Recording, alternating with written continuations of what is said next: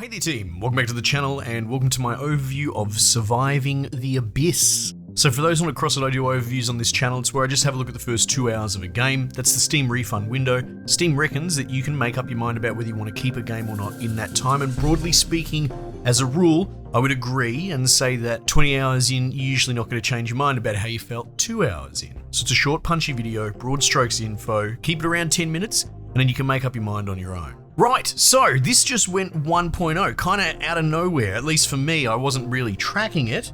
There's a bit of backstory with this game, and I played a chunk of it in early access, probably, like 10 to 12 hours. So I've dipped back in for another 2, looking at it in 1.0. I'll lead with this and say I'm really happy that it made to 1.0, and while I can't really tell huge differences from the state it was in, I was generally happy with the state it was in, but there is a bit of a history to this game to unpack. So bear with me, we'll go down the rabbit hole because I do remember bits and pieces. So this is sort of third in a series, though I wouldn't call it like a sequel per se.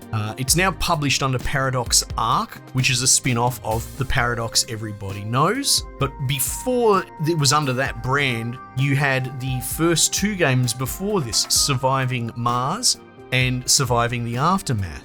Now these are all different studios handling them, so it's more of a sort of brand within Paradox that they're going for. I guess they're all tied together in that they are colony management type games, but they're varied greatly in quality. So Surviving Mars is an absolute banger classic, and if for some reason you haven't played it, you should check that out. Wishlist it, pick it up, whatever.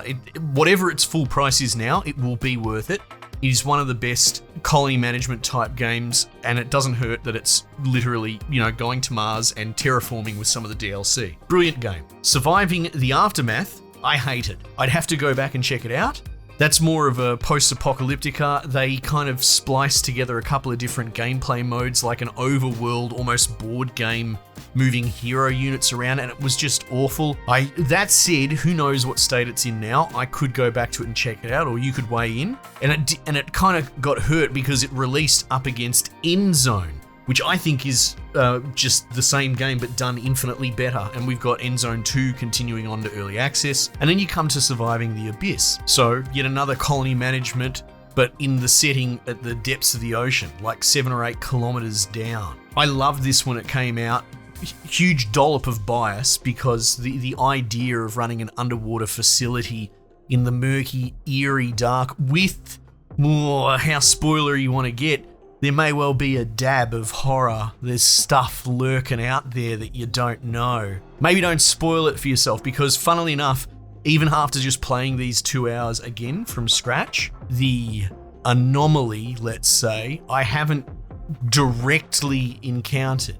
Though, much like a good horror movie, I'm getting noises and it's getting detected and it's probably cropping up at one of my outposts, but I'm missing it. And it's actually really good. They're really teasing it out a lot better, at least, than my first experience in 1.0. I think that was part of the sales pitch. But anyway, the setup is just brilliant, and the execution is really good. Just broadly speaking, I really like it. It holds up, and I'm going to play some more. So you're waiting for the other shoe to drop. The problem is, and honestly, as much as I love this, what these guys did when they released it initially, I would say is probably one of the worst abuses of early access that I've ever seen. Like, if there were a cardinal sin, they created it. And I'm not necessarily sure if Rocket Flare, the devs making this, it was necessarily their fault. It almost feels like a corporate maneuver trying something out differently from the Paradox arm, but I'm speculating. What happened is they launched into early access, and it would seem that they didn't get the sales response, whatever you would like to call it, the throughput, the interest, whatever. They misjudged it, and they essentially announced that it would stay in early access and be abandoned, basically. I mean, you don't use that word, everyone dances around it, but that's what they did. And in that moment, it became apparent that perhaps, indie labels, AA, who knows, were looking at putting, ideas out in the open to see if they get sort of viral uptake. And if they don't, fuck them. They'll abandon them. Never mind people like you and me that actually paid money for it to support it because we wanted to get around it. And that's a great way to just set goodwill of the entire early access system on fire.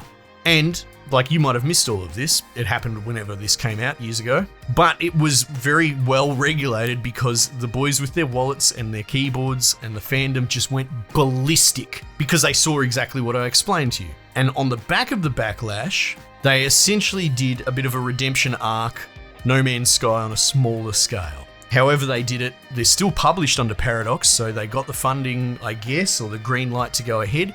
They've chipped away at it, and true to their word, they've made it to 1.0. So it's probably going to have mixed reviews forever because it's going to carry that stain with it. And how much of this is like an actual 1.0 product? Well, I mean, there's enough here for me. I think the theme and everything's quite interesting, and it's not exactly the highest price point, but I'm happy with it personally. Everyone's going to make their own decision on it, but that's the coloured background. A little bit of a history lesson, I know, but unusual. And if they ended up getting away with it, they could have set a really horrible precedent for indie gaming and early access. So I'm glad that got shut down, but I'm also, credit where credit's due. I'm glad that the devs managed to get the deal back on the table, and they've now put it to what they call 1.0. Now, I'm particularly excited because I enjoy the loop. I know I've barely talked about it. I've talked around, the more meta layers, but still important to cover. And you're probably curious why it's not going to get a super high review score generally, I would say. But a couple of things to keep in mind.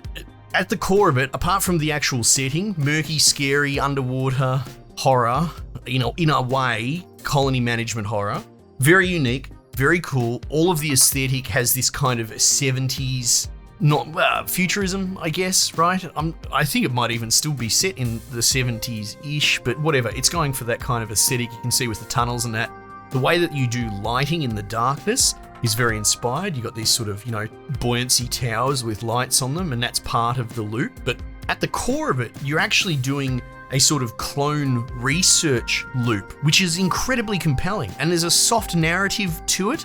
Not quite on the scale of Frostpunk, at least so far, but 1.0 promises a conclusion to the story, and that's what I'm most excited about because, yeah, I'm kind of getting into these more narrative tilting. I use Frostpunk as the example, Ixion, they're my favourites, but even Zephon recently with its world building in this sort of overhead strategy setting. It's great to see because at the end of the day, only video games can do this. Movies can't, and that's what I think is so good about it. But anyway, I don't want to lose the thread. You're building out your colony, and essentially you're trying to clone people. Now, the most that they ever did in this universe, is clone people for like a day or something like that. And then it got shut down due to public backlash, morality issues, whatever. You've been picked up by a military arm, super secret base at the bottom of the water, and you're using kind of like habitat, fish farm things to get DNA out that you can experiment with. Does it make sense? I don't know, I'm not a biologist, but it's compelling. All right, it's science adjacent. So yeah, this sort of clandestine research project, and part of, staffing it is kind of perpetually creating clones and trying to iron out the kinks because you're going to get ones that are violent because they're kind of, insane. They've got an IQ of 20. In fact, that's one of the first hurdles is sort of trying to get your head around the different sort of fish homes and figure out what ones will unlock which class. So I've unlocked the generalists, but scientists, engineers, more advanced dudes. But at the moment, most of my colony are just cavemen that live for a couple of days. And if things aren't going their way, they beat each other to death. So that's great. But it creates some really unique feedback loops and dangerously death spirals, but I like that as well. This game, it may not be as hard because it's been tuned or because I'm more familiar with it from my time with it, but I do know when I picked it up, death spiraling is a thing, and I can see the edge of them. Like, I've had a few close calls.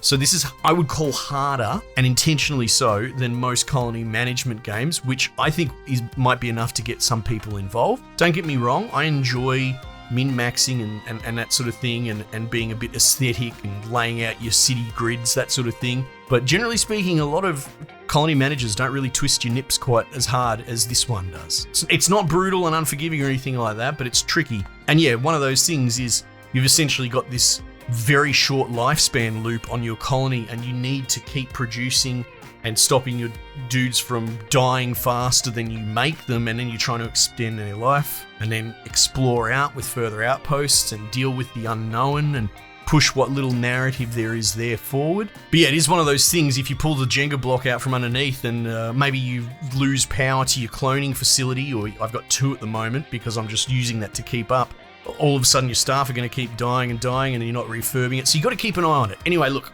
the pitch isn't to scare you off. In fact, I find the slightly higher level of difficulty and the danger of falling into a death spiral to be quite fun, actually. Anyway, look, I don't need to waffle on beyond that. It's never going to hold a candle to Surviving Mars, but that would be almost unfair to compare it to that. It's infinitely better than Surviving the Aftermath. And as far as sort of colony management type games, I think it's got enough unique, interesting stuff going on here, from mechanics, splicing fish together to make clones and etc. From that, there's some intrigue, and just generally speaking, I find the whole package compelling for many different reasons. Anyway, these are my thoughts. Check it out yourself. Team, might just leave it there for the time being, and I'll catch you guys on the next one.